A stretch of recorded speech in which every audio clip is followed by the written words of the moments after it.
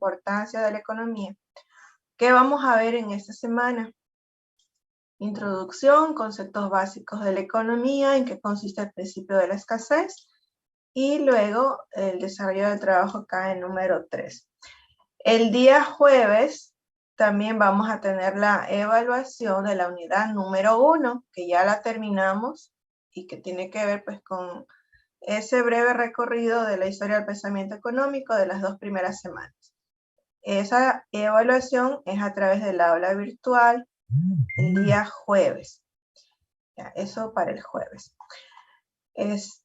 Para ver este tema nos vamos a apoyar en el libro de Fundamentos de Economía de Anna Grauer. De ahí yo he tomado el material para hacer las diapositivas. Presento las diapositivas. Ya, entonces aquí están los temas que vamos a ver en esta semana. Introducción a la economía. A ver, un ratito. Tengo por aquí un mensaje, un ratito.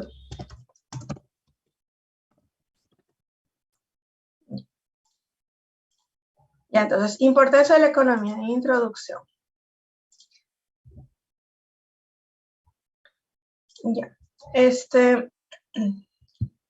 actualmente, pues, nosotros estamos rodeados de mucha información. Con los avances tecnológicos, pues ahora es mucho más fácil acceder a la información a través de las redes, nuestro teléfono inteligente, entramos, navegamos en Twitter, accedemos a información al instante. No es como en mis tiempos donde era un poco más complicado esto del acceso a la información a través de las redes. Ahora ustedes la tienen ahí en la palma de la mano con sus teléfonos.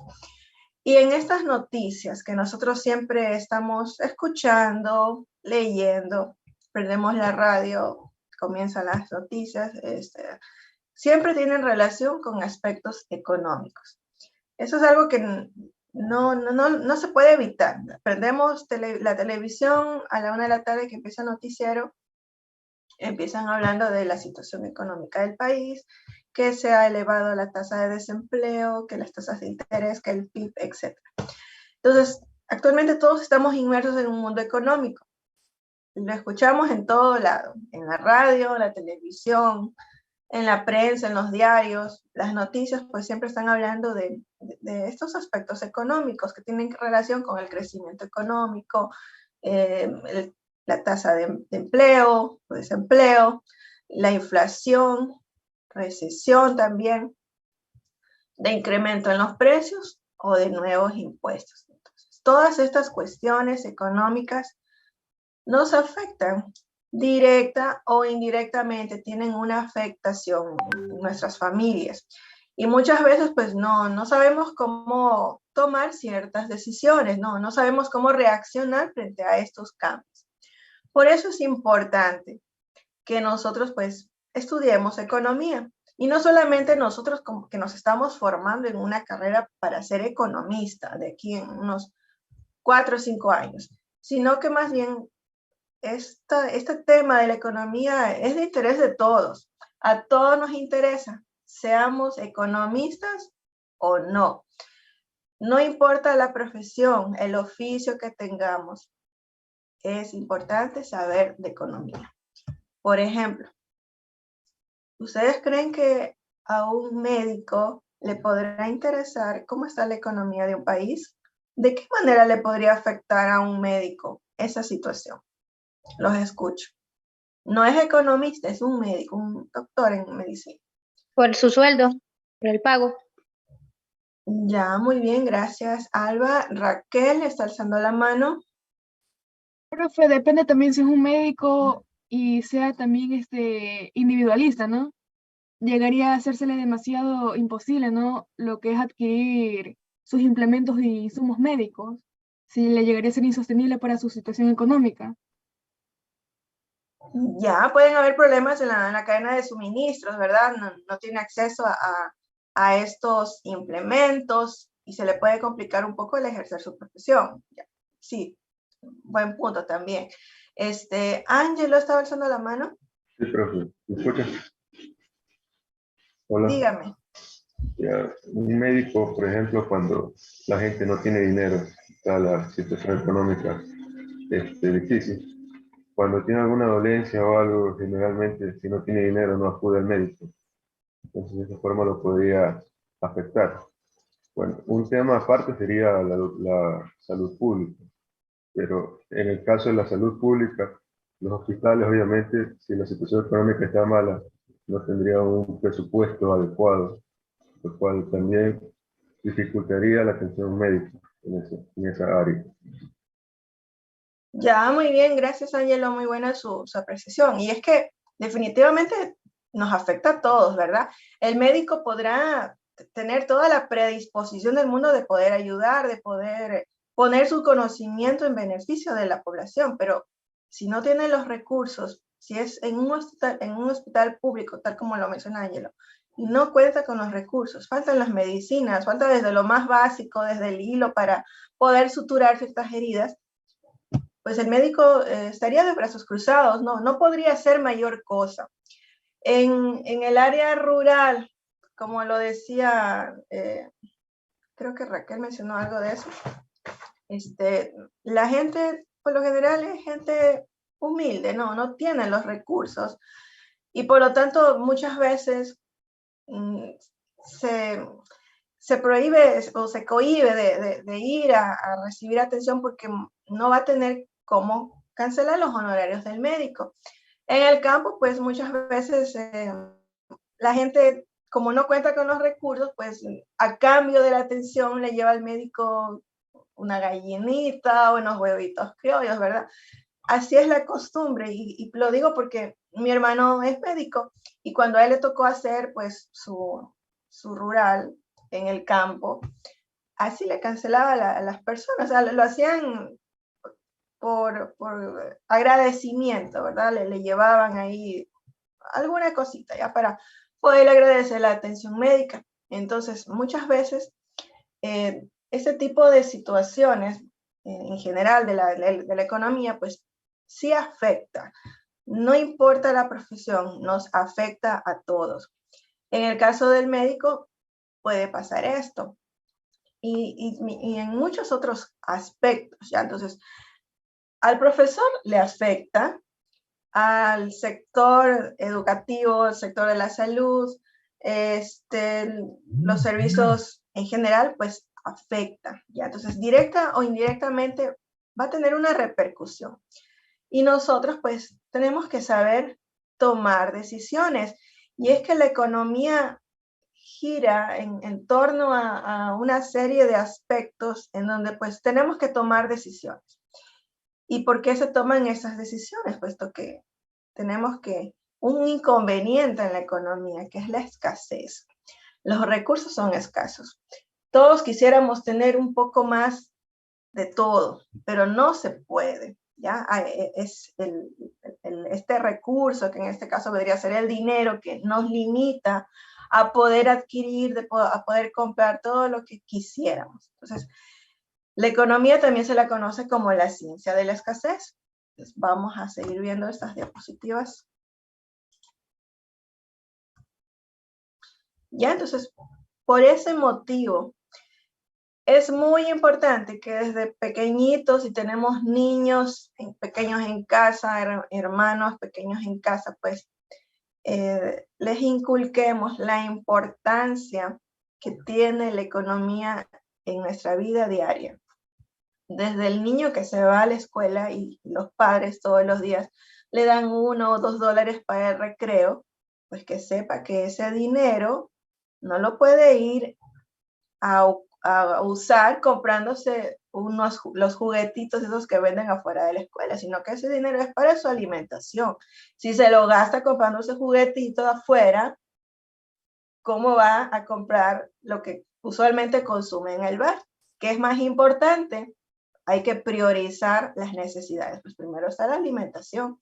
Si es que le queda algo al niño después de hacer el bar, por ahí le queda, sí, unos 50 centavos, si se puede comprar algo afuera, pues eso ya sería otra cosa. Pero primero, lo más importante, en este caso, la alimentación. Y la otra parte, pues la importancia del ahorro. es importante al niño desde pequeño fomentarle esa costumbre del ahorro, postergar un poco la satisfacción inmediata por una satisfacción futura, que va a venir pues con muchas más réditos, si es que aplazamos un poco esa satisfacción de ahora hacia el futuro. Entonces, de esta manera, estaremos enseñando con el ejemplo, preparando pues para tomar buenas decisiones con un mejor fundamento. Entonces, el hombre, desde sus orígenes, ya lo vimos cuando estudiábamos la comunidad primitiva, pues se enfrentaba a ese problema. ¿Cómo alimentarme? Cada día pues era diferente, ¿verdad? Tenía que buscarse la manera de poder saciar ciertas necesidades, entre ellas la alimentación. Los animales no es que eran tan fáciles de conseguir, tenía que salir a buscarlos. Muchas veces, pues cuando la situación ya se tornaba un poco difícil por las condiciones climáticas, pues tenía que migrar a otra zona. Y es así pues como se enfrenta a esos inconvenientes desde sus orígenes. Cómo satisfacer necesidades si los recursos son escasos. Y de esta manera pues es como surge la economía, ¿sí? De manera natural. El hombre, el ser humano es un ser económico, por lo tanto la economía, al ser una ciencia social, se relaciona mucho con el hombre, estudia la manera en cómo las personas tomamos decisiones frente a este problema de que los recursos son escasos. Nuestros deseos son infinitos, son ilimitados. Nosotros deseamos muchas cosas. Deseo tener un mejor carro, una casa más grande, un mejor trabajo, mejor ropa, mejor calzado, etc. Deseamos muchas cosas, pero ¿cómo lograrlo si mis recursos son limitados?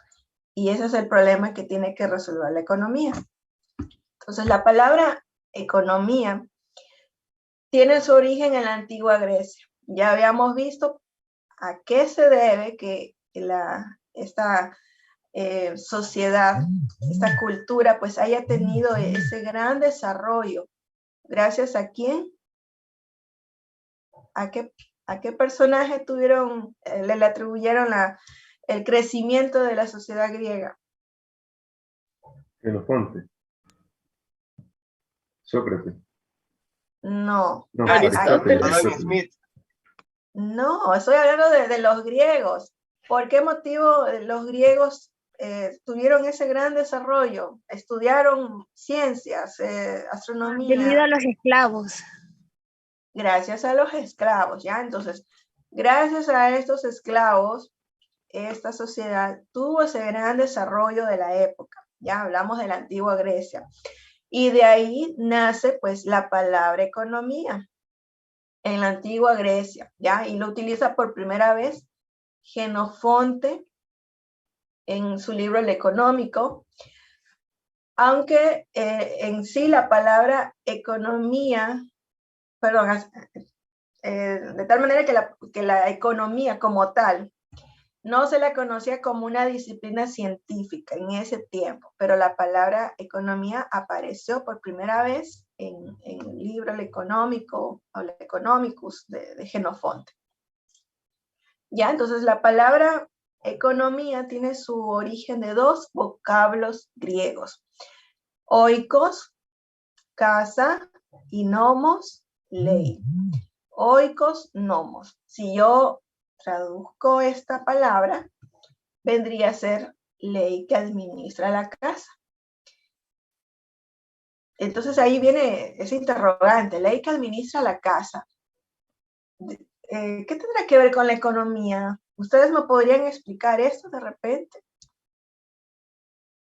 Si se traduce tal como está la etimología de esta palabra economía, significa eso: oikos, casa, nomos, ley. Si las uno, ley que administra la casa.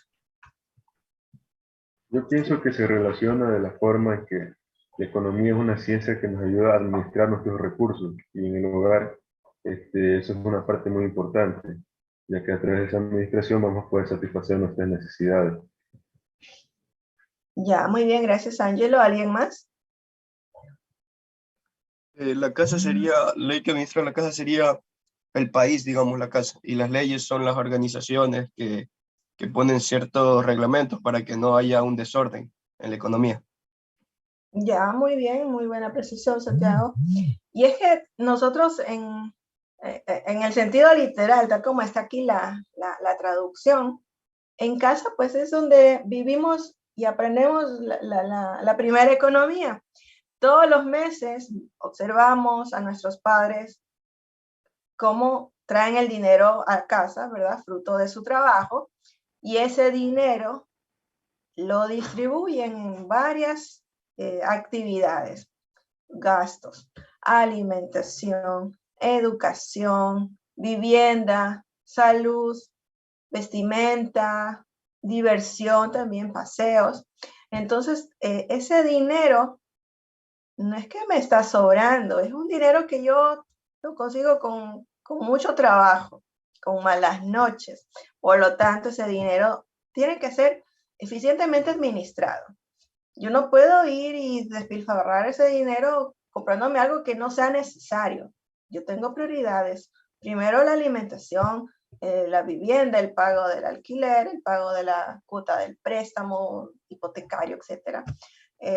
La salud, la educación de los hijos, ¿verdad? Entonces, hay cosas más importantes. Por lo tanto, ese dinero tiene que asignarse de manera eficiente. Es escaso. Yo no puedo quedarme a mediados del mes sin dinero y cómo sobrevivo los otros 15 días restantes. Entonces, tengo que saberlo administrar. Por lo tanto, en casa, pues, tenemos nuestro primer contacto con la economía. Eso es lo que aprendemos desde muy pequeñitos. Aprendemos que no lo podemos tener todo. Uno desde cuando es pequeñito pide muchas cosas a los padres, juguetes, y nuestros padres que nos dicen, te compro el juguete en Navidad o para tu cumpleaños. Yo no te puedo estar comprando juguetes toditos los meses. Hay fechas especiales en donde pues se le puede dar un juguete a un niño, ¿verdad? Entonces aprendemos que hay limitaciones. La limitación aquí es pues, que el dinero no les sobra a nuestros padres. Les cuesta dinero, trabajo, esfuerzo conseguir ese recurso. Por lo tanto, tenemos ahí nuestro primer contacto con la economía en casa, ¿ya? Y de esta manera, pues, no es de extrañarse que la palabra economía, traduciéndola de los dos vocablos griegos, pues signifique eso, ley que administra la casa. Y si ya hablamos de un ámbito un poco más grande, a nivel del país, pues la casa vendría a ser el territorio, ¿verdad? Donde nacimos, en nuestro país. Y las leyes, pues, tal como lo decía Santiago, pues todo país tiene sus normas, sus reglas que normalizan ciertas actividades, que controlan. Por lo tanto, pues tenemos que ajustarnos pues, a las directrices dadas por las autoridades, en este caso, el gobierno. ¿Ya? Entonces, eso con respecto a la etimología de la palabra economía. Entonces, la economía nace cuando las necesidades del hombre son mayores que los bienes que existen. Esto es, cuando existe escasez. Por eso también a la economía se la conoce como la ciencia de la escasez. Y ahí nace pues ese gran problema económico. ¿Cómo lograr satisfacer necesidades ilimitadas con recursos que son limitados? Tengo que tomar decisiones de acuerdo pues a la priorización de estos gastos. De esa manera pues asignar recursos a lo que sea más importante. Seguimos. Ya, entonces ahora sí, ya podríamos, estaríamos en capacidad de poder definir qué es la economía como ciencia, tal como la conocemos. Entonces la economía es la ciencia social que estudia la manera de asignar y distribuir los recursos, que ya sabemos que son escasos, para satisfacer necesidades que son infinitas, son ilimitadas. Entonces, ¿por qué es una ciencia social? Porque estudia la manera en cómo el hombre interactúa con otras personas, de cómo el hombre toma ciertas decisiones. Nosotros actuamos o tomamos decisiones en base a ciertos incentivos, de qué manera nosotros reaccionamos frente a estos incentivos que nos incitan a realizar pues ciertas actividades. Entonces, al momento en que yo decido y tomo una decisión, pues automáticamente estoy descartando otra opción. ¿Cuál es el beneficio adicional que me otorgaría inclinarme por cierta decisión que hace que yo deje de lado la otra? El nivel de satisfacción podría ser, si tengo 2 artículos, con cuál de los dos yo estaría mejor, cuál de los dos me da la mayor satisfacción, entonces me inclinaré por aquel que me vaya a dar el mayor beneficio, dejo de lado la otra opción. Entonces, al momento de tomar decisiones, automáticamente significa que yo voy a descartar otra opción. Entonces, es de esa manera, el hombre al momento de tomar decisiones considera mucho el costo de oportunidad, que ya lo vamos a explicar más adelante. Ya, entonces, ¿por qué es una ciencia social? Es una ciencia social ya que estudia el comportamiento del hombre cuando realiza cualquier tipo de actividad donde tiene que tomar una decisión, como elegir comprar entre diferentes tipos de bienes, qué producir o vender, en dónde trabajar y de qué voy a trabajar de acuerdo con los salarios que se ofrecen. Sin embargo, para poder elegir adecuadamente, tiene que efectuar esas elecciones de acuerdo con lo que cree que más le conviene. Esto se debe a que los recursos son escasos.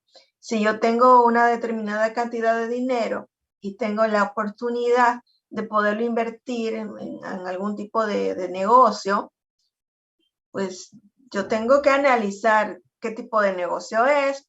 Tengo dos ideas de negocio, cuál de los dos me va a convenir más, ¿verdad? Entonces, para según eso, dedicarme pues a la elección que yo haya tomado. ¿En base a qué? Pues a beneficios que me va a generar, experiencia que yo podría tener en ese tipo de negocio, etc. Entonces, tengo que dejar de lado otra opción. ¿Por qué lo hago? Pues porque mi recurso, mi dinero es escaso. Yo no tengo el dinero para poder invertir en las dos ideas de negocio. Tengo que escoger una. Entonces, automáticamente descartaré otra. También tenemos que, al ser los recursos escasos, el hombre tiene que lidiar, pues, poder satisfacer un sinnúmero de necesidades. Necesidades que nunca se terminan. La persona nunca está satisfecha con lo que tiene, siempre queremos más. Entonces, el hombre es un ser que nunca satisface sus necesidades, siempre quiere más. En cuanto satisface una necesidad, busca obtener otro bien. Por ejemplo, tal como lo menciona Grau en su libro, dice, un estudiante que no tiene automóvil ahorra para comprar un usado. En cuanto lo compre, pensará en comprar otro de un modelo más reciente. Y en cuanto logre obtener ese modelo más reciente, querrá uno mejor. Y así, pues, todo el tiempo. Nosotros siempre estamos deseando tener más, ¿ya? Consigo un trabajo, después de un tiempo, pues, busco otro donde haya una mejor remuneración, mejores oportunidades. Tengo una casa, después de un tiempo ya la veo pequeña, quiero una casa un poco más grande, quiero una casa en un mejor lugar, donde sea un poco más seguro, etc. Entonces, las personas siempre tienen necesidades. Apenas satisfacen una, aparece otra, y así sucesivamente. Esto no se termina. Por lo tanto, las necesidades económicas del hombre son siempre crecientes. Nunca se satisfacen. Al ser las necesidades del hombre siempre crecientes, se requiere la producción constante de bienes y servicios. Y es que necesitamos, para poder satisfacer estas necesidades, de ciertos bienes o servicios. Entonces, vamos a definir qué es un bien y qué es un servicio. Un bien son todos los objetos, elementos, material o cosas que sirven para satisfacer alguna necesidad humana, como coches o vehículos, casas, alimentos, ropa, calzado, etc. Servicios son bienes intangibles generalmente consumidos en el lugar de la producción. ¿Qué significa intangibles? Que no los puedo ver, no los puedo tocar, como una casa, como un vehículo, que yo la puedo ver, lo puedo tocar. Y en el caso de los servicios, estos son consumidos en el lugar de la producción. No son transferibles. Por ejemplo, cuando necesito atención médica, la que está enferma soy yo. Por lo tanto, yo no puedo transferir ese servicio a otra persona, porque la otra persona no es la que necesita el servicio, lo necesito yo, que soy la que está enferma. Voy al subcentro, al hospital, al consultorio privado, accedo al servicio de atención médica y es consumido en el lugar donde es producido. Yo consumo ese servicio ahí en el subcentro, o en el dispensario médico, en el hospital, en el consultorio, etc. Entonces, es consumido ahí. Y así sucede con otros servicios, como por ejemplo, el servicio de corte de cabello, asesoría financiera, servicios profesionales, el servicio de educación. Cuando voy a la escuela, al colegio, a la universidad, pues es consumido ahí, en las instalaciones, ¿ya? Entonces, no es transferible. Yo no le puedo ceder mi espacio a otra persona, ¿no? Soy yo la que está haciendo uso del servicio. Por lo tanto, esa es la diferencia entre bienes y servicios. Hasta aquí, ¿alguna pregunta? ¿Preguntas?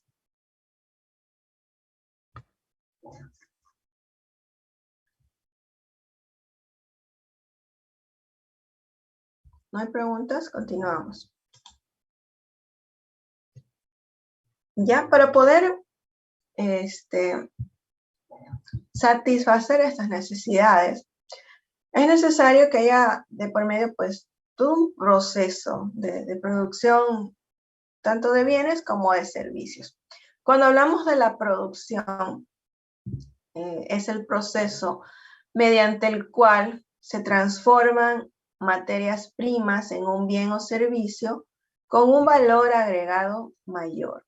Aquí en la imagen pues, podemos ver la actividad de un panadero que transforma esa materia prima, la harina, el azúcar, los huevos, la leche, etc., en un producto que vendría a ser el producto terminado, el pan, y lo pone pues a la venta para poder satisfacer necesidades de las personas. Nosotros, para poder adquirir ese producto, tengo que cancelarlo y pues me voy con el pan. Entonces, la producción vendría a ser eso, la transformación de la materia prima en un producto, en un bien o servicio que tenga un valor agregado mayor.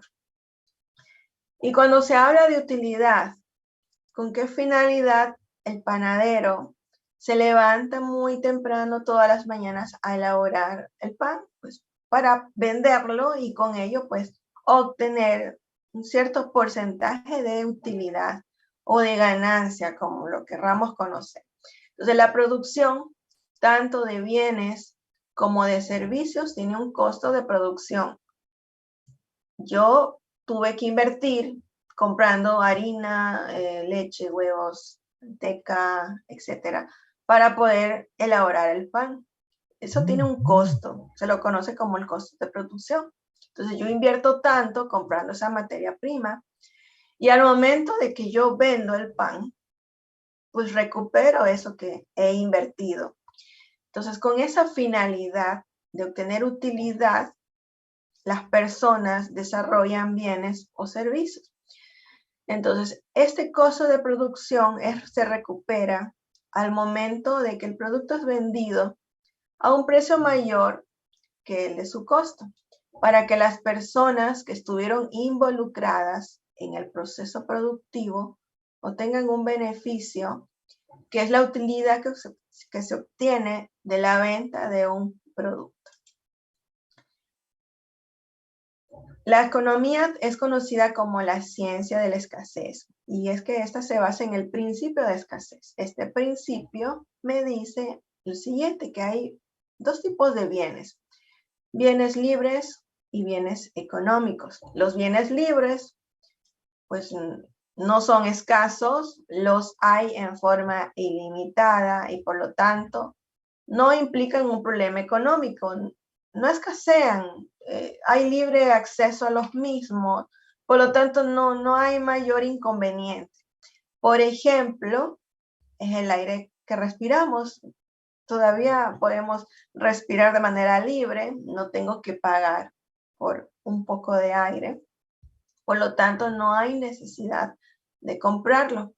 Los bienes económicos, en cambio, son escasos, los hay en forma limitada y por lo tanto el mercado, de acuerdo con las leyes de oferta y demanda, los distribuye de manera eficiente.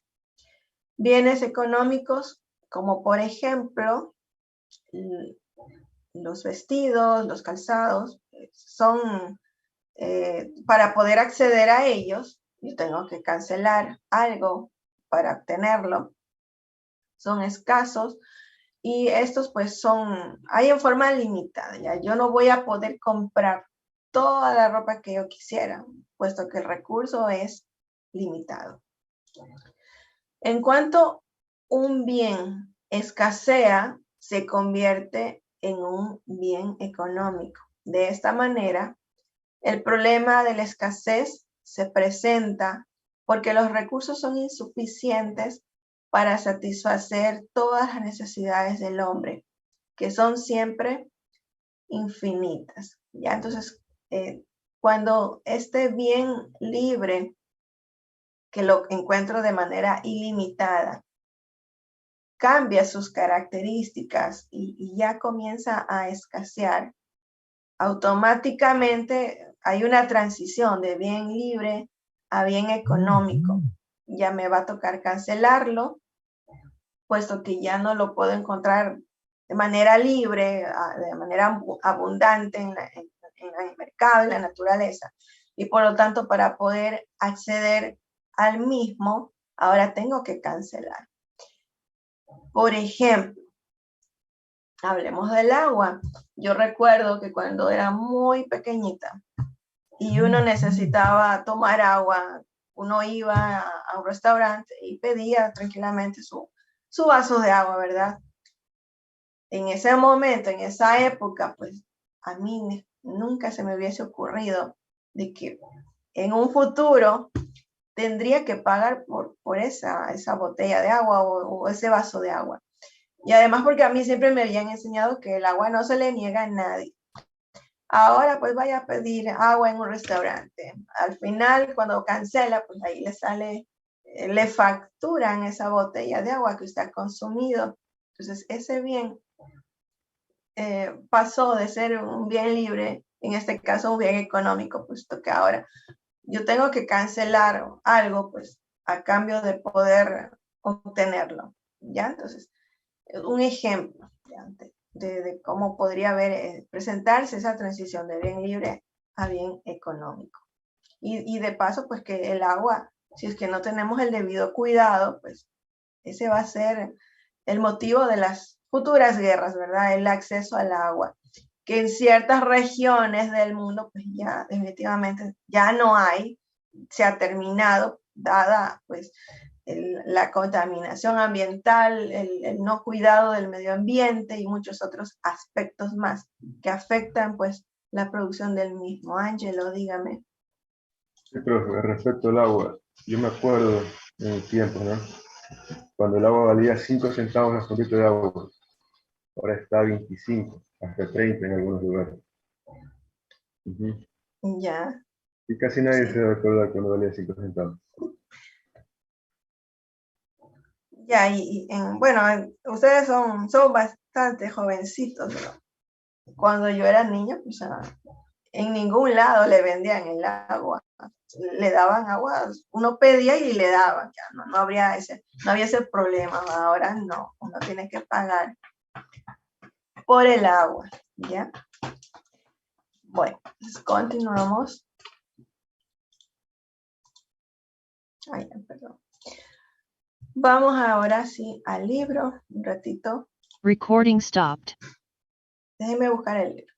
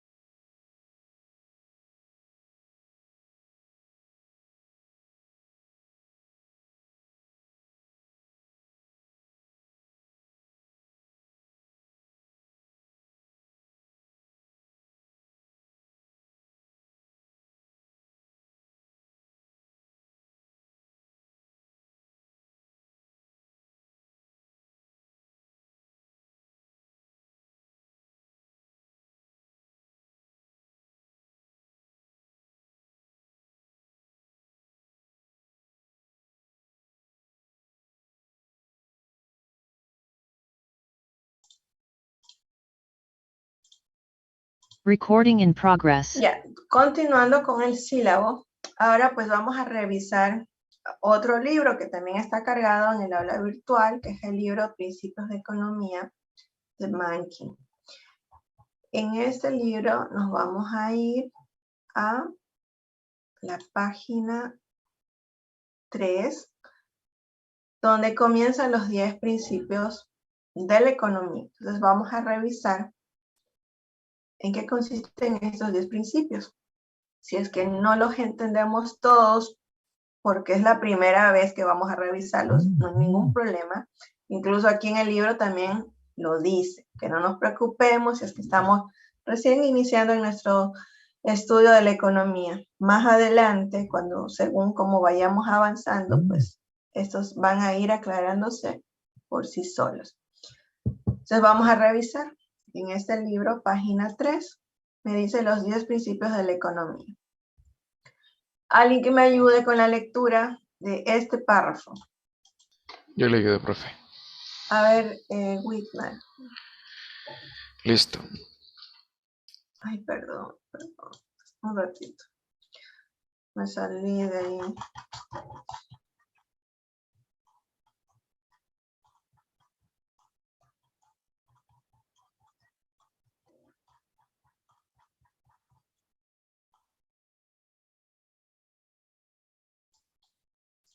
Ya, ahora sí. ¿La escucho? Listo. La palabra economía proviene del griego oikonomos, que significa el que administra una casa. Al principio este origen podría parecer peculiar, pero de hecho, las casas y la economía tienen mucho en común. En una casa se debe tomar muchas decisiones. Debe decidirse cuáles tareas serán realizadas por cada uno de sus miembros y qué recibirán a cambio. ¿Quién cocina? ¿Quién lava la ropa? ¿A quién le toca un postre extra en la cena? ¿Quién decide qué se verá en la televisión? En suma, en una casa se debe distribuir los recursos, que son escasos, entre los diferentes miembros según sus habilidades, esfuerzos y deseos. Al igual que una casa, la sociedad enfrenta numerosas decisiones. Una sociedad debe encontrar la manera de decidir qué trabajos deben realizarse y quién llevará a cabo estas tareas. Se necesitan personas que trabajen en la tierra, otros que confeccionen la ropa, otros que diseñen programas para computadora, en fin. Una vez que se hayan asignado las diversas tareas a los individuos que las llevarán a cabo, así como la tierra, los edificios y las máquinas, deben designarse de igual manera los diferentes bienes y servicios que serán producidos. Deben decidirse quién come caviar y quién papas, quién maneja un Ferrari y quién toma los autobuses. Ok, muchas gracias, Whitman. Ya, entonces en este libro empezamos con el origen de la palabra economía, que ya lo conocemos, proviene de 2 vocablos griegos, oikonomos, que significa ley que administra la casa, o el que administra la casa. Ya, entonces, ese sería el significado. Y es que en casa, pues tal como lo menciona el libro, pues se toman muchas decisiones, al igual que las decisiones que se toman en las sociedades, y todas estas pues están relacionadas con que los recursos son escasos. La administración de los recursos de la sociedad es importante porque los recursos son escasos. ¿Qué es la escasez? Significa que la sociedad tiene recursos limitados y por tanto no puede producir todos los bienes y servicios que las personas desearían tener. De la misma manera que un miembro de la casa no puede tener todo lo que quiere, la sociedad no puede proporcionar a todos sus miembros el máximo de nivel de vida al que cada uno aspira. La economía es el estudio de cómo la sociedad administra sus recursos, que son escasos. En la mayoría de las sociedades, los recursos no son asignados por un dictador omnipotente, sino que se distribuyen por medio de las acciones conjuntas de millones de hogares y empresas. Es por esto que los economistas estudian la manera en que las personas toman sus decisiones, cuánto trabajan, qué compran, cuánto ahorran y en qué invierten sus ahorros. Los economistas también estudian la manera en que las personas se interrelacionan. Examinan, por ejemplo, cómo una multitud de compradores y vendedores de un bien determinado deciden a qué precio se vende y en qué cantidad. Finalmente, los economistas también analizan las fuerzas y las tendencias que afectan a la economía en su conjunto, incluyendo el crecimiento del ingreso promedio, la porción de la población que no encuentra trabajo y la tasa a la que se incrementan los precios. El estudio de la economía tiene múltiples facetas, pero se encuentra unificado por varias ideas fundamentales. En este capítulo estudiaremos los 10 principios de la economía y le pedimos a usted que no se preocupe si no entiende todos los principios de un solo golpe o si estos no le parecen totalmente convincentes. En los capítulos subsecuentes se analizarán estas ideas de un modo más profundo. Aquí se introducen los 10 principios de la economía para ofrecer una visión panorámica del objeto de estudio. Este capítulo debe ser considerado como un avance de los fascinantes conocimientos que estudiaremos, ¿ya?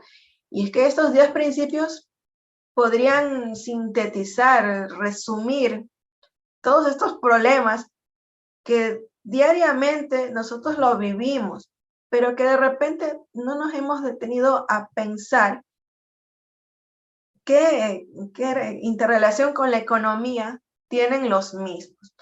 Son cosas habituales que nosotros vivimos, pero si nos ponemos a pensar, y ahorita vamos a verlo, pues se relaciona mucho con la economía. ¿Ya? Entonces, esos 10 principios se agrupan. Vamos a ver acá. Hay grupos. Un ratito. Mira la página donde está el resumen de todo esto. Ya. Estos 10 principios de la economía están distribuidos en 3 grupos. El primero, cómo toman decisiones las personas. El segundo grupo, cómo interactúan las personas. Y el tercero, cómo funciona la economía en su conjunto. Entonces, vamos a ver cada uno de estos. Son 10 principios. En el primer grupo hay 4 principios. En el segundo grupo hay 3 principios y en el tercer grupo, pues los 3 principios restantes. Vamos al primer grupo. Regreso a la página.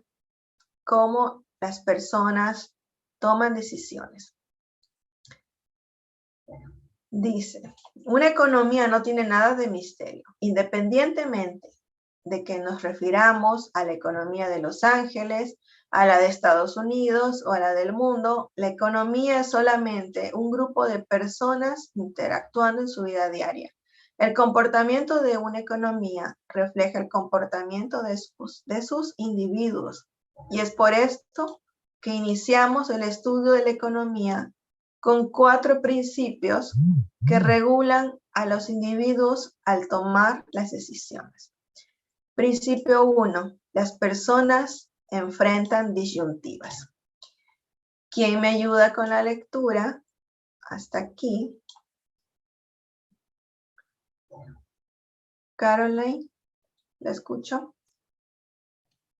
Principio 1. Las personas enfrentan disyuntivas.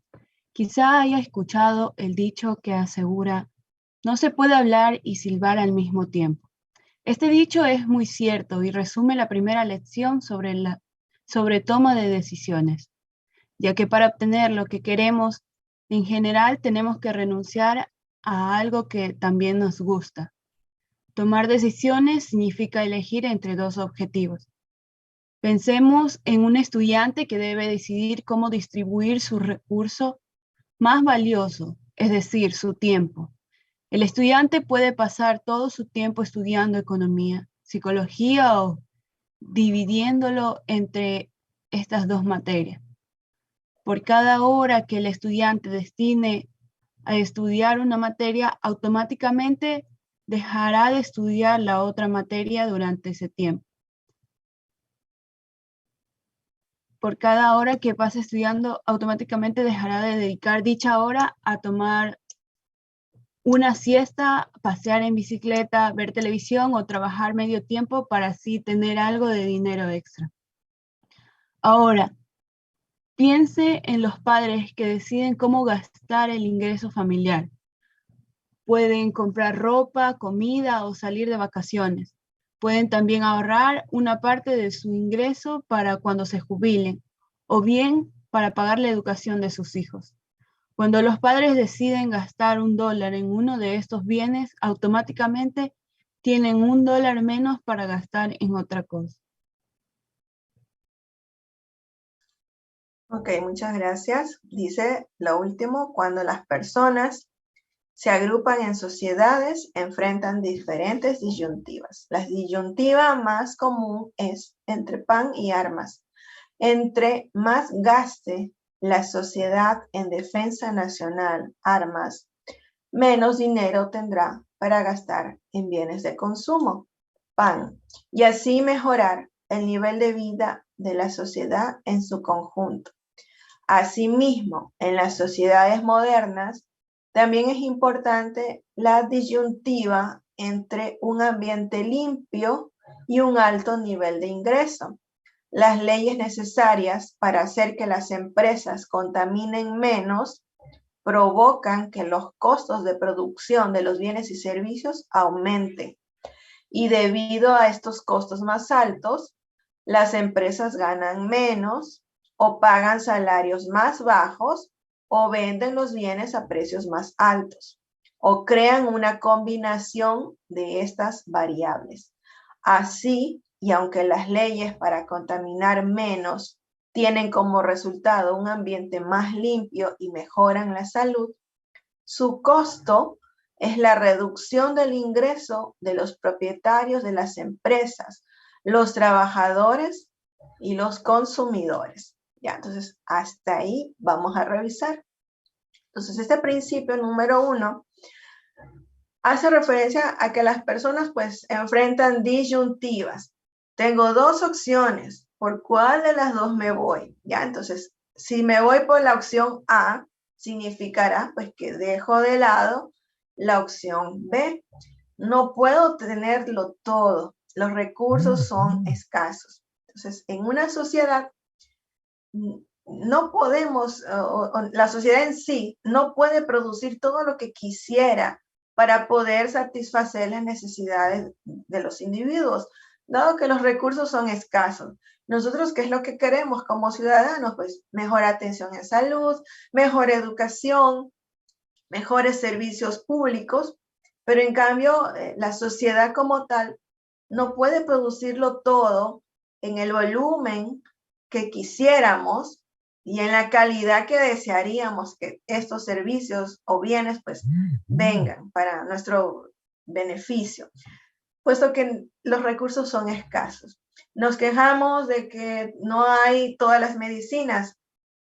Es verdad, no lo hay, puesto que no hay dinero para poder de repente importar esas medicinas o elaborarlas si es que son elaboradas aquí en el país. No hay suficientes médicos, no hay recursos para contratar a tanto médico y pagarles, porque estos médicos van a trabajar a cambio de una remuneración. No hay suficientes profesores, los profesores necesitan también su remuneración, no hay dinero para contratar más docentes. Al docente se le asigna un grupo más numeroso, puesto que no hay recursos para poder dividir ese grupo en dos paralelos y de repente pues a conseguir otro profesor para que atienda al otro paralelo y de esa manera pues hay una mejor atención con los estudiantes. Entonces, no se puede tenerlo todo porque los recursos son escasos, ¿ya? Entonces, una disyuntiva muy típica que es la que presenta toda sociedad es o hay más armas o hay más pan, tal como lo menciona aquí el libro. Si destino recursos para seguridad, el gobierno tendrá menos recursos para la producción de alimentos. Si destino más recursos para satisfacer la alimentación de las personas, significará pues, que deje de lado un poco el tema de la seguridad. No me alcanzan los recursos para ambas partes. Entonces, las leyes en sí, en el caso del ejemplo que plantea aquí el libro, para poder frenar un poco el tema de la contaminación ambiental. Se puede presionar para que las empresas, o se pueden crear leyes para que las empresas pues optimicen sus procesos de producción, que no sean tan contaminantes con el medio ambiente. Se podría hacerlo, pero optimizar estos procesos de producción para el caso de las empresas ocasionaría que hagan una mayor inversión. Esa mayor inversión comprando maquinaria de última tecnología, mejorando ciertos procesos, dando el debido tratamiento a las aguas servidas antes de que estas pues sean arrojadas a los ríos o a los mares, ocasionaría que la inversión que realiza la empresa se tiene que recuperar de alguna manera. Esa inversión se trasladará al precio final de venta. El consumidor tendrá que pagar un precio más alto por este tipo de bienes. Pago más, pero en el fondo estoy contribuyendo a que el medio ambiente no se deteriore más de lo que ya está.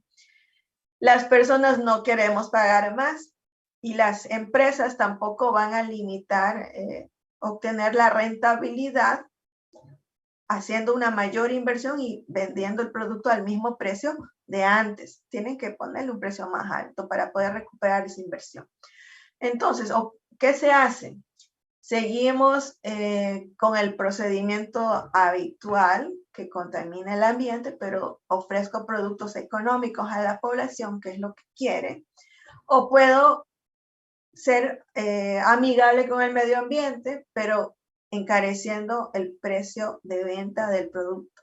O puedo de repente trabajar bajo ciertos márgenes inferiores de rentabilidad, pero eso ocasionaría pues que ya no le pague la remuneración que se le pagaba al trabajador, sino que le baje un poco el sueldo para poder de ahí de alguna manera recuperar la inversión realizada. Entonces es un sinnúmero de disyuntivas, ¿ya? ¿Qué es lo que se tiene que hacer? Entonces, de esa manera, pues las personas, los individuos y las sociedades tenemos que estar siempre en un constante toma de decisiones. Esas decisiones pues serán tomadas dependiendo pues del grado de satisfacción o de conveniencia que traerá para mí. Otra disyuntiva que la sociedad enfrenta es entre eficiencia y equidad. Perdón. ¿Qué es la eficiencia? Es la característica de la sociedad que busca extraer lo más posible de sus recursos escasos. Y la equidad es la característica que distribuye la riqueza económica de modo igualitario entre todos los miembros de la sociedad. Ya teniendo claro estas dos definiciones, pasamos a la lectura. Entonces dice, otra disyuntiva que la sociedad enfrenta es entre la eficiencia y la equidad. La eficiencia significa que la sociedad extrae el máximo beneficio de sus recursos escasos. La equidad significa que la sociedad distribuye igualitariamente sus beneficios entre sus miembros. En otras palabras, piensa en los recursos de la economía como un pastel que debe repartirse. La eficiencia sería el tamaño del pastel y la equidad la manera en cómo se reparte entre los diferentes individuos. Y aquí vamos a una pizarra un ratito.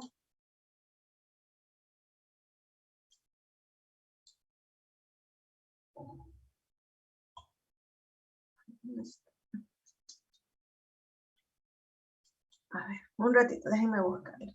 Recording stopped.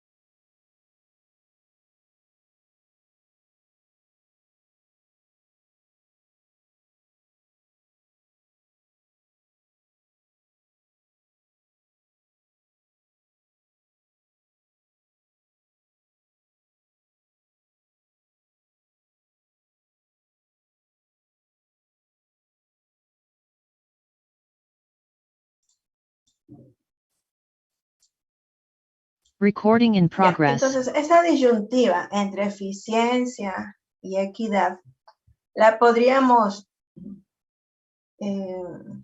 poner de ejemplo como la forma de un pastel, ¿ya?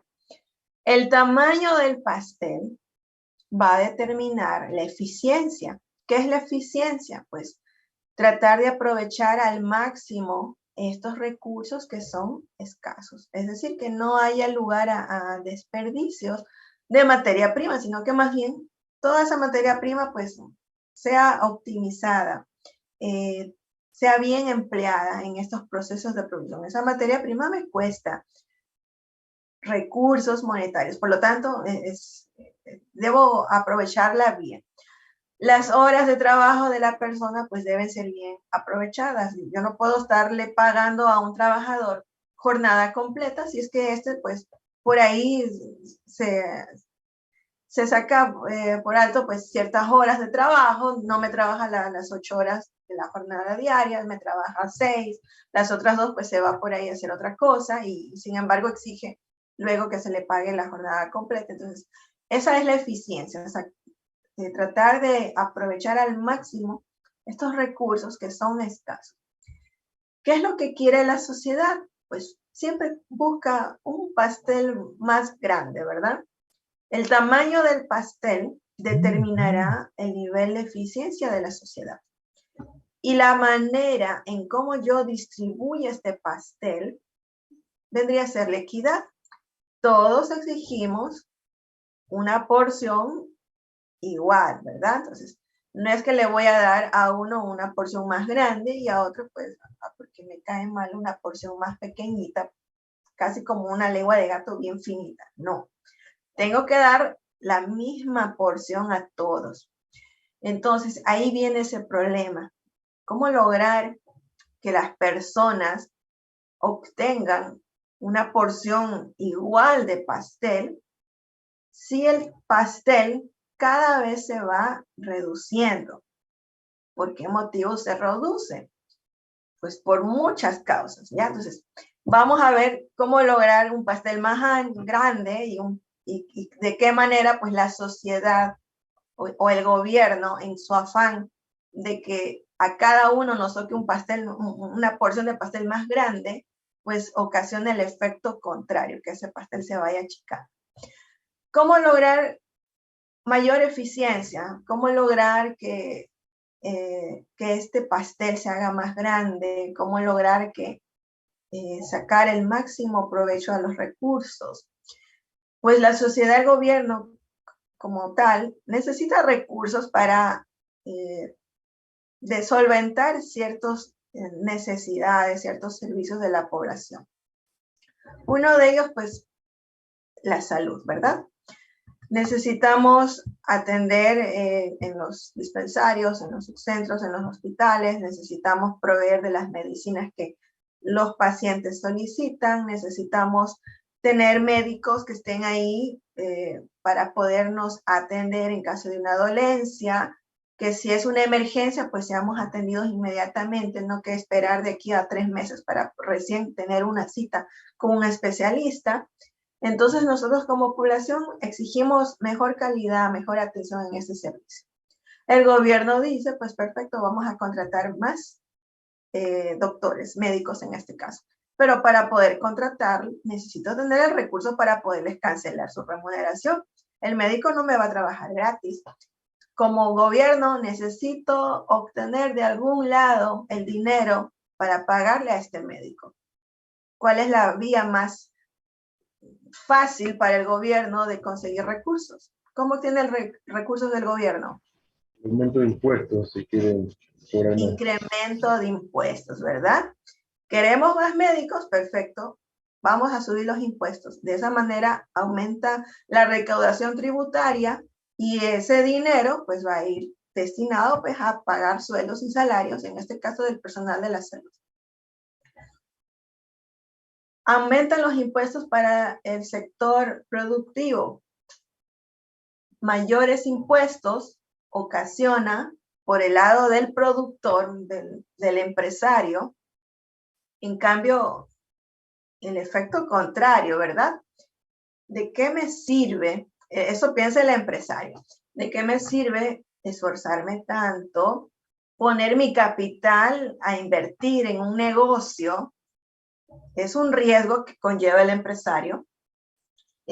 Abro una nueva sucursal para poder generar mayor empleo y con ello pues mejorar las condiciones económicas de la zona en donde se vaya a establecer ese negocio. Pero en cambio, el gobierno, en lugar de premiarme por ese esfuerzo, más bien me castiga cada vez colocando mayores impuestos. Al establecer esos impuestos, pues disminuye ese afán de trabajar, de esforzarse más, en este caso del empresario. No tiene sentido tratar de abrir más sucursales y en vez de darme algún tipo de incentivo, más bien el gobierno me castiga. Entonces, ya no abro ninguna sucursal, más bien me mantengo con lo que tengo y de esa manera, pues, continúo con mi vida normal, ¿verdad? Ese pastel que el gobierno busca hacerlo más grande al momento de recaudar impuestos, mayores recursos para poder satisfacer las necesidades de las personas. Por el lado del sector privado, ocasiona el efecto contrario. Más bien, le desestimula el deseo de querer trabajar más. Mientras más me esfuerzo, mayores impuestos, por lo tanto, ya no trabajo tantas horas o ya no abro tantas sucursales, puesto que no voy a tener ningún tipo de beneficio. Por lo tanto, la eficiencia o el tamaño de ese pastel se va haciendo más pequeño. Pero en cambio estamos nosotros, los ciudadanos, que exigimos que ese pastel, que me toque una porción de ese pastel grande. Yo no me conformo con una porción pequeñita. Quiero una porción grande. Ya, entonces quiero mejor atención en salud, quiero mejor educación, quiero mejores servicios públicos. Pero el pastel cada vez se va haciendo más pequeño. ¿Cómo lograr satisfacer tantas necesidades con un pastel tan pequeñito? Como cuando nos llegan los invitados, que no estaban invitados, sino que me llegan por ahí desde colados, ¿verdad? A la casa. Y nuestra mamá, nuestro papá, nos vemos en esa desesperación. ¿Cómo lograr que el arroz con pollo alcance para todos, verdad? Yo no contaba con estas personas. Y ahí pues les tocará un poquito menos a todos, pero se logra satisfacer esa necesidad. Pero en cambio el invitado, mire, eso tan poquito que me pone, ya, entonces imagínense, ya, entonces lo mismo sucede acá. Queremos mejor atención, mejor salud, mejor educación, pero ¿de dónde? Si ese pastel cada vez es más pequeño. Tiene que salir el recurso de algún lado.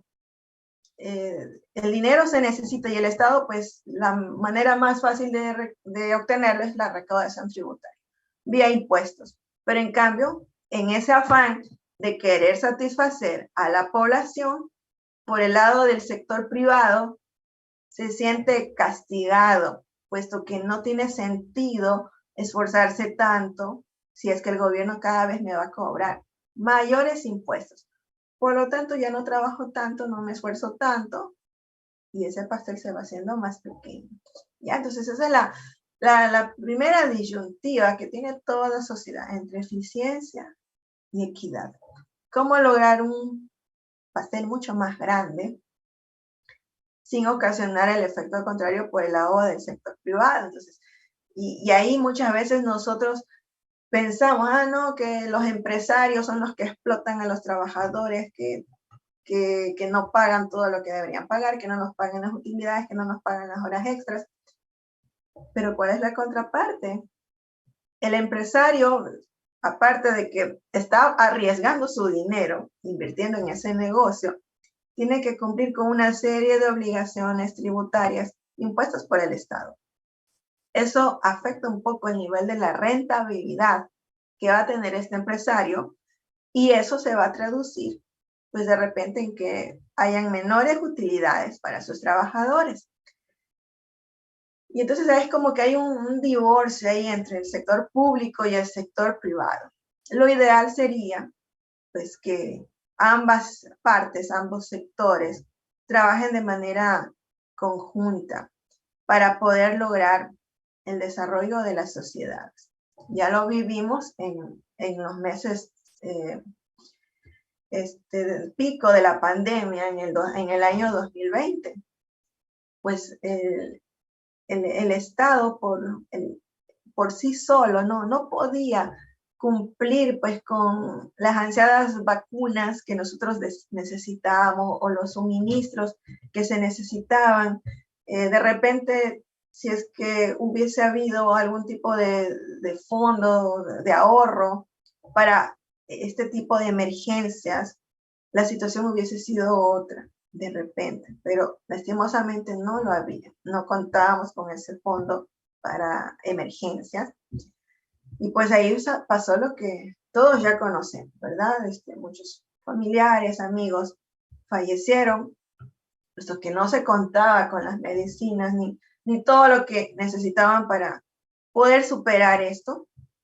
Fue necesario pues que trabajen de manera conjunta el sector privado con sus donaciones, con sus medicinas, con sus suministros, juntamente con el sector público. Caso contrario, no hubiese sido posible salir un poco de esto. Ya todavía seguimos, por eso estamos nosotros en esta modalidad a distancia o virtual, como quieran llamarlo. Pero bueno, esperamos que ya para los próximos semestres, pues ya volvamos a la presencialidad, que nos hace mucha falta todos. Los niños ya regresaron, por suerte, a las escuelas, faltamos nosotros, pero en el caso de nosotros es otro tipo de problemas, tema del presupuesto, ¿ya? Hay reducción presupuestaria para todas las universidades públicas y por ese motivo pues, todavía estamos de esa manera. Eso en cuanto a esta primera disyuntiva. ¿Alguna pregunta tal vez? Preguntas, comentarios. Profesora, la corrupción también juega un papel muy importante en la distribución de la economía de un país, ¿no es cierto? La corrupción es un mal que ya está enquistado en nuestro país y que necesita que sea eliminado, ¿ya? De nada sirve mejorar ciertos procedimientos, es que tras de eso hay una serie de trámites burocráticos que van encareciendo y que en cada parte, pues, para que sea más rápido el trámite, pues, tenga yo que, como ciudadano, hablo de ciudadano, pues, tenga que darle de repente un billete al funcionario, pues, para que me haga el oficio, ¿verdad? O para que me lo firme. Entonces, eso tiene que ser erradicado. Caso contrario, no, esta situación no va a mejorar. Ya hay corrupción en todos los ámbitos del sector público, entonces, por lo tanto, se necesita una serie de medidas bastante drásticas para poder tratar de erradicar este mal. Entonces, y pues sí, es un gran problema esto de la corrupción. Porque perjudica mucho en la economía en ciertos ámbitos, ¿no es cierto? Sí. Eso obstaculiza ya que haya fluidez, que haya rapidez en el desarrollo de ciertos trámites, hasta que llega al destino final, pues ha habido una serie de personas o intermediarios antes, pues, se les tuvo que dar algo a cambio. Entonces, llega ya no en las mismas condiciones al usuario final. ¿Alguien más? ¿Estaba alguien más alzando la mano? No vi.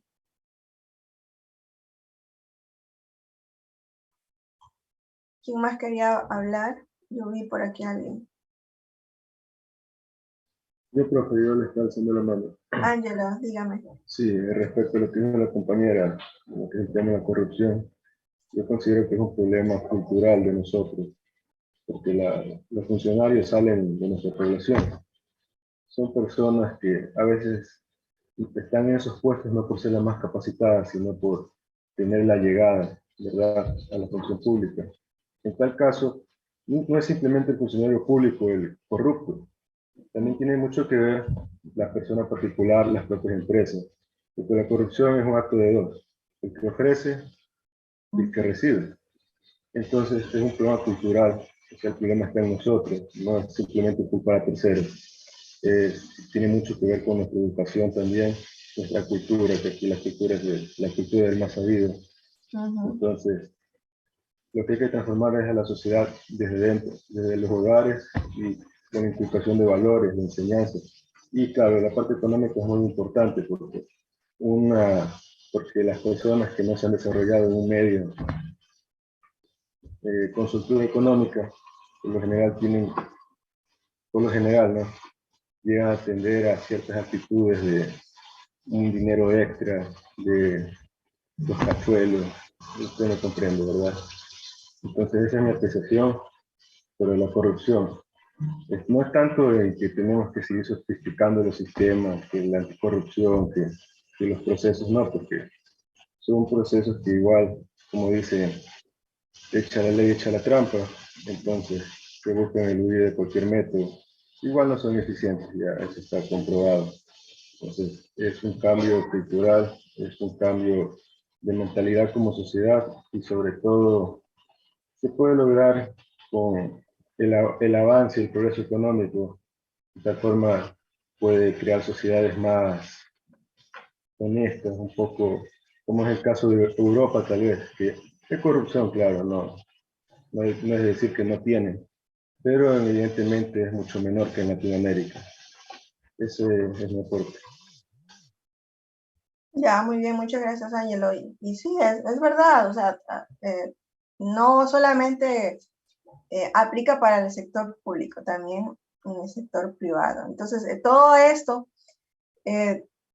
involucra un proceso de transformación, de pensamiento, de comportamiento, de educación, desde casa, ya, desde los más pequeñitos, que aprendamos a respetar los turnos. Aquí no queremos hacer la cola, nos queremos filtrar y tratar de llegar primero, sabiendo que hay otras personas delante de nosotros que ya llevan su tiempo haciendo la cola para esperar la atención. No, nosotros llegamos tarde, pero queremos que nos atiendan rápido y primero. Y si no nos atienden rápido, empezamos a hacer escándalo, ¿verdad?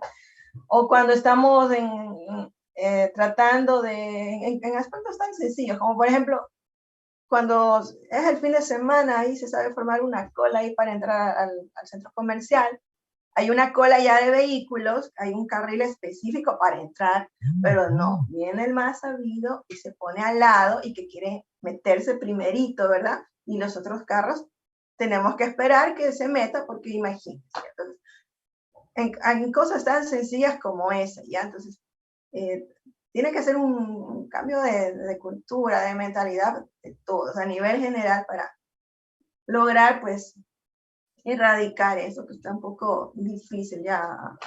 En la pandemia fueron los mayores casos de corrupción que conocimos, que nos parecía tan indignante, ¿verdad? Que se estaba negociando pues con la salud de las personas. ¿Cómo es posible que las personas puedan sacar beneficio de la desesperación de que mi familiar se estaba muriendo por falta de oxígeno No o por esa solamente, medicina que escaseaba y que yo le ponía un precio exorbitante? Entonces no concebía yo que hayan personas capaces de hacer esto. Whitman. Sí, profe, estamos claros que la educación es una fuente principal que se necesita para cambiar la mentalidad de las personas, pero sí, también nos damos cuenta que el gobierno tampoco invierte mucho en lo que es educación. Seamos claros que la educación pública no es de las mejores que existen. Y pues sí, la verdad, como dijo el compañero, no tenemos la cultura suficiente como para tener ese conocimiento, tener esas ideas, ya que nosotros elegimos a gobernantes que prefieren traer artistas de otros países, invertir mucho en artistas y no invertir en educación. Entonces yo creo que lo principal debería ser la autoeducación, ya que la educación pública no es la adecuada. Hay ciertas falencias, es verdad. Pero también viene ahí desde casa, los valores que nos inculquen nuestros padres, el ejemplo que veamos en ellos también es importante. Ángelo. Sí, sobre lo que dijo el compañero de la autoeducación. Yo considero que en general la gente no lee, la gente no se informa, la gente solo se deja llevar por lo que escucha en su entorno, lo conocido, por lo que piensa que sabe, por lo que supone. Y cuando en el caso de las votaciones, simplemente votan por el que les cae mejor, por el que está de moda, qué sé yo. Pero en tal caso no se busca, no se informa, y entonces así no hay un progreso integral de la sociedad. Entonces, están bastantes sectores desatendidos, y uno de esos, como el compañero, es la educación. En el caso de la pública es bastante menor. Sobre todo es un cambio cultural, como ya lo mencioné anteriormente. Es algo difícil, ¿no? Llegar a hacer esa transición, pero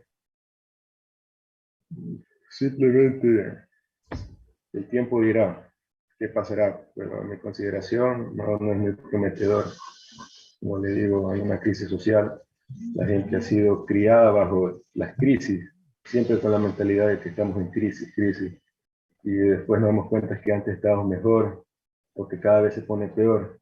En tal caso, eso es lo que podría agregar a lo que dijo el compañero. Ya, muy bien, muchas gracias.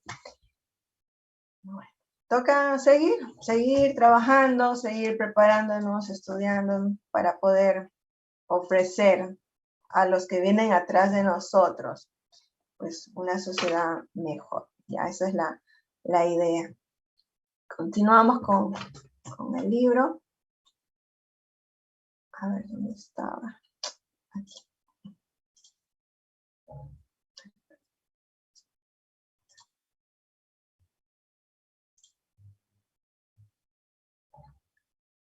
Ya, el segundo principio nos dice, el costo de una cosa es aquella a lo que se renuncia para obtenerla.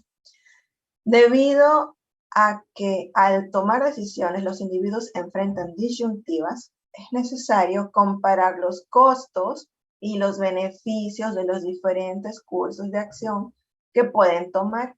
Sin embargo, en muchos casos, el costo de una acción no es tan evidente como podría parecer al principio. Considere, por ejemplo, la decisión de asistir a la universidad.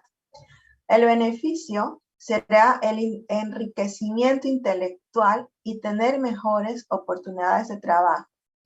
Pero, ¿cuáles serán los costos? Para responder a esta pregunta, quizá estemos tentados a incluir cuestiones como el dinero que se gastará, los libros, el alojamiento y la manutención. Sin embargo, este total no representa realmente aquello a lo que renunciamos cuando decidimos estudiar un año de universidad.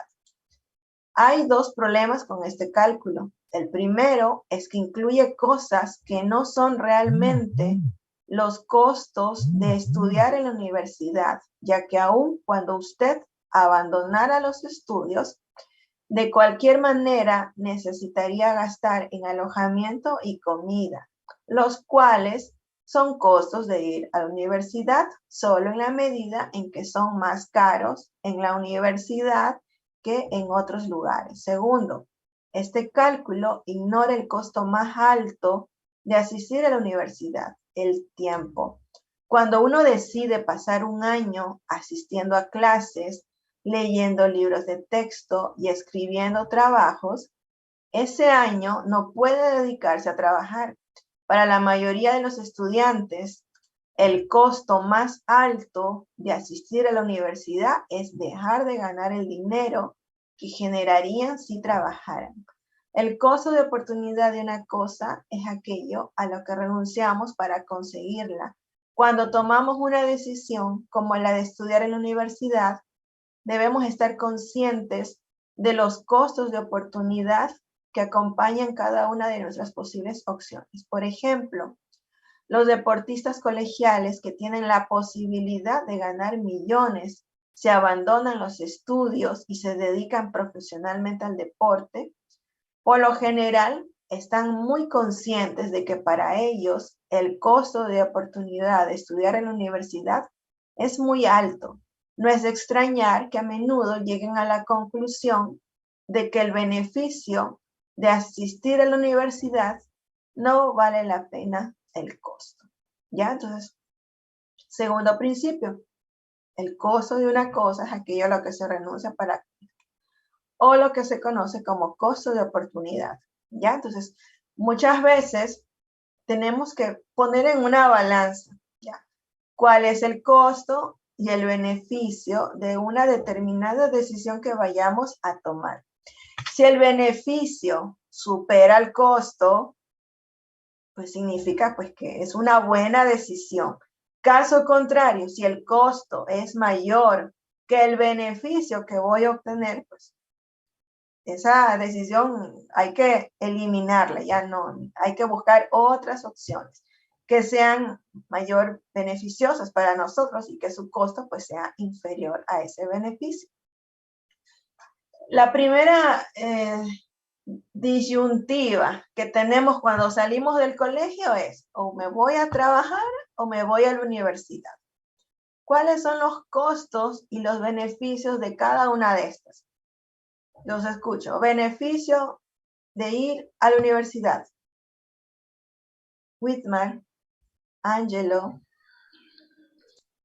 Listo, profe. Bueno, un beneficio principal de ir a la universidad es que adquieres conocimiento a lo largo de tu carrera y pues a futuro puedes adquirir un trabajo que pueda beneficiarte en ese sentido y ganar un sueldo mejor que al haber no decidido ingresar a la universidad, ya que en la mayoría de personas, muchas personas, seamos sinceros los ecuatorianos, prefieren ir a trabajar que ir a estudiar, pero a veces hay el sentido del conformismo, con conformarte con un sueldo básico.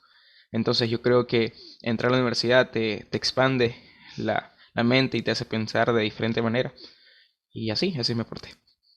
Ya, muy bien, muchas gracias. Muy oportuno su comentario. Boris.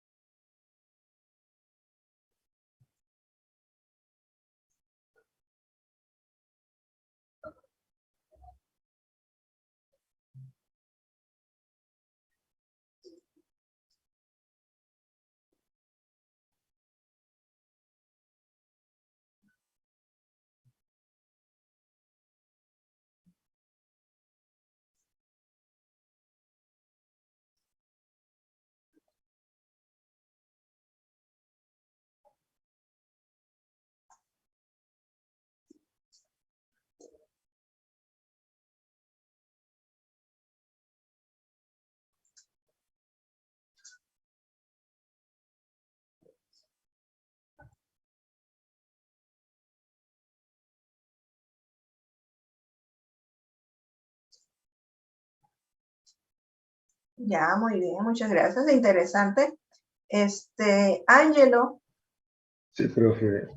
En cuanto a lo que dijo el compañero Boris, cuando ingresamos a la universidad es con la expectativa de en un futuro conseguir un trabajo en el área en la que nos preparamos. Sin embargo, como dije, es una expectativa, es una idea.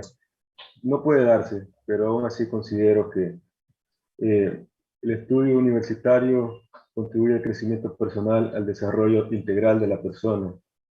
También es un medio donde podemos socializar con gente que en un futuro nos puede ser de ayuda, nos puede colaborar en una ayuda mutua. En tal caso, considero que no estudiar tampoco se quiere decir que es una condena, porque existen temas muy puntuales y claro, no es para todos, pero un título no te asegura el éxito ni financiero ni personal. Entonces, considero que se puede vivir sin bien y prosperar sin un título, pero evidentemente con un título es mucho más fácil, te abre más puertas. Entonces, entonces considero que es importante que tener una profesión, aunque uno no ejerza. En tal caso el título sirve, ¿verdad? Entonces, te da, qué sé yo, incluso prestigio social, mi consideración. Por eso considero importante estudiar en la universidad, aunque no lo considero plenamente importante, porque como dije, es una expectativa el conseguir trabajo. Actualmente en el país hay áreas muy saturadas, hay mucha competencia. Entonces, la cosa está así, en pocas palabras. Ya, ok, muchas gracias. Vanessa. Sí, economista, yo también concuerdo con mis compañeros. El hecho de estudiar y tener un título universitario no necesariamente nos garantiza de que vamos a encontrar trabajo o a tener éxito o a ser establemente financieros. Sin embargo, sí es una gran ayuda que nos abre un poco más las puertas para llegar a esas metas, ya que sin un título universitario probablemente alcanzar esos objetivos sea más difícil. Entonces, personalmente considero que sí es importante, necesario de estudiar, pero no necesariamente esto va a lograr, va a ser como una prueba de que van a tener éxito, porque de todas formas hay muchas personas que sin tener un título universitario también son exitosas, pero sí pienso que el tener un título, el haber estudiado, te facilita un poco más las cosas en el camino de la vida. Ya, muchas gracias. Washington. Yo opino igual que mis compañeros, solamente que para agregar, nosotros estamos estudiando en la universidad para prepararnos en el futuro y con la ayuda del título, conseguir un trabajo nos hará tener una mejor remuneración. En cambio, si empezamos a trabajar y dejamos el estudio a un lado, obtendremos trabajo, sí, pero no con una buena remuneración, a más que hagamos algún emprendimiento o tengamos alguna habilidad especial. Ya, muchas gracias. Kenneth. Mira, mi comentario es pequeño, no es muy grande, simplemente lo que va a beneficiar siempre será a largo plazo, porque ahora no vamos a trabajar y como no tenemos ese beneficio de tener dinero, pues simplemente sería después, digamos, como ahora estamos ganando, digamos, 500, pero ya con un título, pues puede ser que estaríamos ganando ya 1500, 800, un poquito más, entonces el beneficio sería a largo plazo. Eso. Ya, ok. Alba. En mi punto de vista, estamos estudiando en la universidad más que para trabajar en un lugar que se diga, para formarnos como personas y para tener un buen trabajo, pero el principal está formarnos como personas. Ya, muy bien. Elizabeth. Sí, concuerdo con mis compañeros en cuanto a que estamos trabajando para tener una mejor remuneración en un futuro y también que el conocimiento que adquirimos de la universidad nos va a permitir, así sea, trabajar tanto en el sector público o privado, o en caso que nosotros deseemos emprender o poner una empresa o algo, se nos va a facilitar mucho más y no vamos a tener la necesidad de estar contratando a terceros para que hagan un trabajo que nosotros ellos podemos hacer y tener un mejor conocimiento para poder administrar nuestros bienes. Ya, muy bien, Whitman. Sí, profe, el compañero mencionó un punto muy clave que es verdad que un título no te asegura un puesto a futuro o algo, pero si nos damos cuenta, los grandes millonarios que no tuvieron estudios, por ejemplo, Steve Jobs, Bill Gates, ellos no entraron a la universidad, pero sí hubo la autoeducación. Entonces, desde mi punto de vista, yo creo que espero que todos concordemos con esto, que la educación es un punto clave por el cual uno puede llegar al éxito. Entonces, si tenemos la posibilidad, porque muchos alumnos que salieron del colegio ya no tuvieron la oportunidad de ingresar a una universidad, lo que toca es esperar y trabajar el tiempo que queda, pero yo siento que la educación es un punto principal para esto. Ya, muy bien. Bueno, he escuchado todos sus comentarios y todos concuerdan en lo mismo, en que la educación no le asegura el éxito. Puede ser. Le da las bases, eso sí, le da las bases, le va a facilitar ciertos aspectos, le va a dar cierto estatus, mejores oportunidades que aquella persona pues, que no tuvo la oportunidad, valga la redundancia, de educarse así como le están haciendo ustedes. Y además que no solamente hay que pensar en que, bueno, me voy a graduar y voy a ir a trabajar en tal empresa. Y aquí les van a dar bases para que ustedes puedan crear su propia empresa y más bien generar trabajo para las personas, que es lo que buscamos, ¿verdad? Mejores condiciones, mejor desarrollo para las sociedades. No solamente enfocarnos en que voy a ser empleado de tal empresa. Puedo graduarme y ponerme mi propia empresa. Y lo voy a hacer con mucho mayor seguridad que aquella persona que quiera ponérsela, pero que no tenga la preparación que yo la tengo. Yo tengo las bases, lo cual me va a asegurar que lo haga de una mejor manera que aquella que no pudo prepararse. Y además de que el hábito no hace al monje, ¿verdad? El que yo tenga mi título no significa que lo sé todo. O sea, esto de la preparación, esto no termina con la universidad. Ahora un título universitario es como un título de bachiller. Ustedes salen de la universidad y deben buscar prepararse en un posgrado, obtener su título de 4º nivel. Ese es un plus que ustedes van a tener y que lo va a diferenciar al momento en que quieran postular para algún cargo o algo, de otras personas. La mayoría pues obtienen su título universitario, pero ahora la nueva exigencia es obtener un título de 4º nivel. Esto de la preparación nunca termina. O sea, no pensemos que terminamos la universidad y hasta ahí llegó nuestra preparación. Las cosas cambian. Lo que estamos aprendiendo ahorita, de aquí en 4 o 5 años, puede haber evolucionado. Entonces, no podemos quedarnos atrás. Hay grandes cambios a nivel tecnológico. Los programas que a mí me enseñaron cuando yo era estudiante, pues son muy distintos de los que ahora ustedes van a estudiarlos cuando vean econometría. Entonces, la manera en cómo me enseñaron a mí difiere un poco de la que ustedes ahora van a tener. Entonces, no piensen como que esta es la última etapa, obtener mi título de 3er nivel. Tienen que seguir, ya tienen que ser mejores, cada día mejores. Superar a los maestros, ya, para que cuando vayan allá al campo laboral, pues, puedan ustedes ser los generadores de esos puestos de trabajo. Ustedes tienen que ser los futuros empresarios, no solamente conformarse.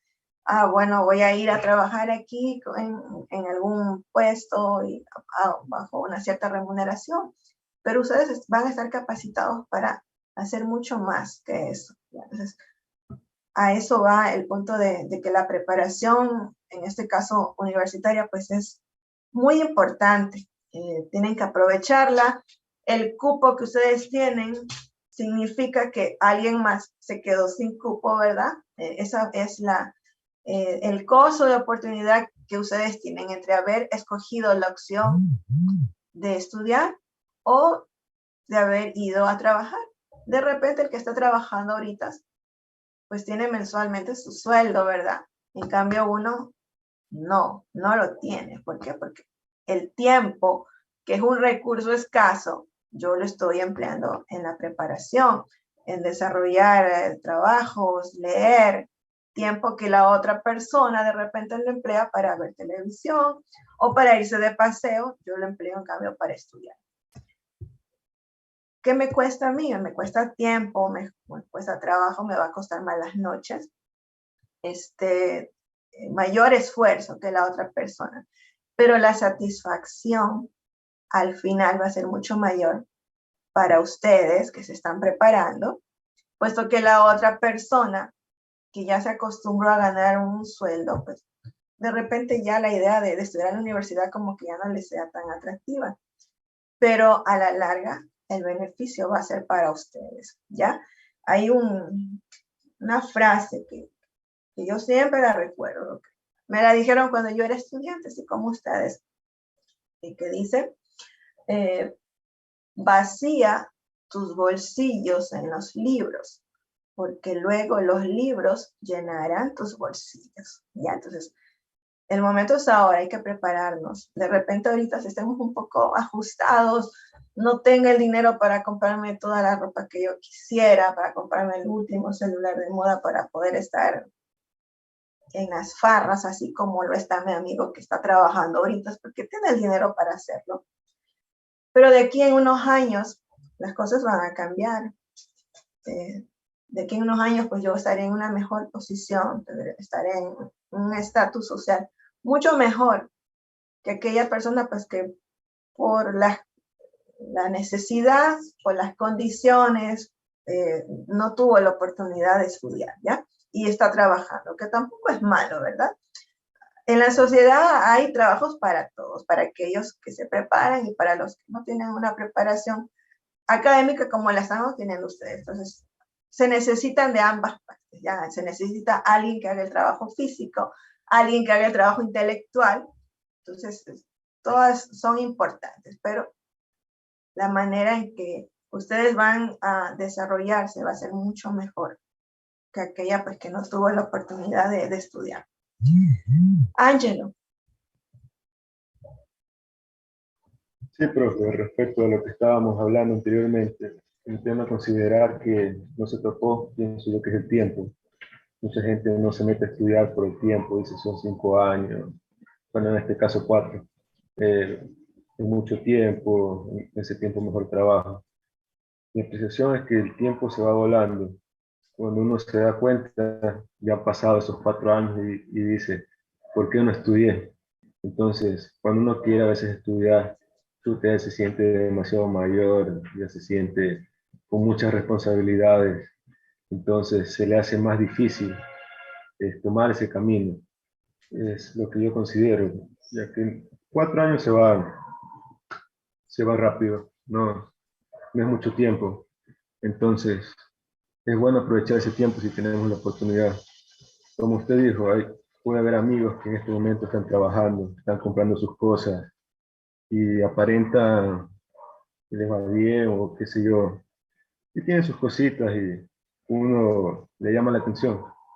Pero mientras uno está gastando en copias, en pasajes, en cuadernos, en útiles, y está invirtiendo para un futuro, bueno, con la expectativa, claro, acceder a una calidad de vida mejor mediante un trabajo mejor remunerado, ya que para eso nos preparamos. El que está mejor preparado, en teoría, tiene que percibir más ingresos. Entonces, esa es mi apreciación, que estudiar sí es una parte muy importante. Te abre mayores puertas que no estudiar. Y las personas que han logrado algo sin estudiar son casos excepcionales, claro. Y no está mal, como usted dijo, trabajar. Pero si hay la oportunidad de estudiar, considero que es importante tomarla. Sí, además, pues pensemos a futuro. En algún momento vamos a ser nuestra familia, ¿verdad? Vamos a tener los hijos. ¿Qué les vamos a dar a nuestros hijos? Quisiéramos ser un ejemplo para nuestros hijos, que sus hijos se sientan motivados. Yo quiero ser como mi papá, quiero ser como mi mamá, quiero ser economista, ¿verdad? Quiero prepararme en la universidad, tal como lo hizo mi papá, mi mamá. Entonces, piensen en eso, no pensemos en ahorita, pensemos a largo plazo. Atrás nuestro tenemos una familia o vamos a tener nuestra propia familia, ¿verdad? Entonces, hay niños los que ya tienen hijos, pues, niños que quisiéramos que tengan un mejor futuro, ¿verdad? Que tengan mejores cosas que las que nosotros tuvimos, mejores oportunidades. Entonces, es importante eso. Las señoritas, pues pensemos que un título nos va a dar muchas oportunidades. Nosotros no sabemos con quién nos vayamos a casar. De repente ya estemos casados o de repente todavía no lo estamos, pero no sabemos con quién nos vayamos a casar. Muchas veces la persona con la que nos casamos no es el ideal de persona que yo pensaba que iba a ser. Me pudo haber ido mal, de repente el hombre que yo escogí para casarme no es el adecuado, me trata mal. Entonces, muchas veces esa dependencia económica de la pareja hace que uno esté ahí aguantando maltratos, viviendo una vida que no es la que nos agradaría tener. Pero si yo tengo mi título, disculpe, yo lo mando al diablo, pues, ¿verdad? O sea, a la final, con mi título yo puedo salir adelante, no necesito que él esté ahí dándome migajas o tener que yo estarle rogando para que me dé dinero para comprarle la leche al bebé o la ropa, pagarle la pensión a los niños, etc. Yo con mi título puedo salir adelante, no necesito de nadie, ¿ya? Y lo mismo aplica para los varones, porque yo he visto casos en donde pues la mujer aquí es la que maltrata al hombre, y eso es verdad. Entonces, muchas veces el hombre no ha tenido la preparación académica y ella sí. Y sucede lo contrario. O sea, desde todo ámbito, eso es maltrato, eso es violencia. Entonces, un título le da esa oportunidad, ¿ya? Entonces, es importante eso, ¿ya? Entonces, no necesito depender de nadie. Yo solita puedo salir en el mundo con mis hijos, sacarlos adelante. Y si esa persona pues no vale la pena, pues la mando al diablo y listo, se acabó el problema. O sea, no tengo que estar ahí atada, puesto que dependo económicamente y eso pues le da a él o a ella la potestad pues de tratarme como le dé la gana. Y a la final, si no es por mí, se va a morir de hambre, así que me va a aguantar. Eso es lo que piensan. Nosotros podemos salir adelante sin necesidad de estar ahí dependiendo de esa persona. ¿Ya? Entonces, eso muy aparte de lo que han dicho. ¿Alguna pregunta? Ya es hora de despedirnos. ¿Alguna pregunta? ¿No hay preguntas? Todos en el chat, por favor, me ponen la palabra. Yo tengo una pregunta, profe. Dígame. ¿Cómo se llama el libro que estábamos leyendo? El libro de Mankin. Lo voy a poner aquí.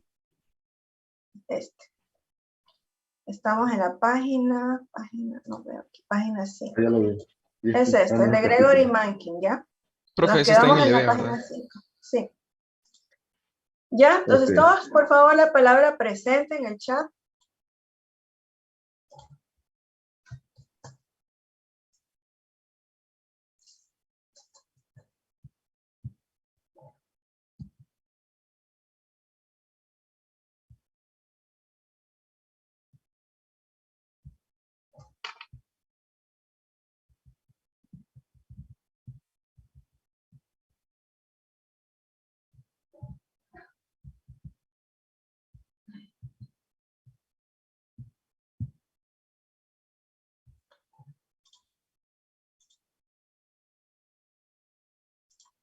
A ver, todos la palabra presente.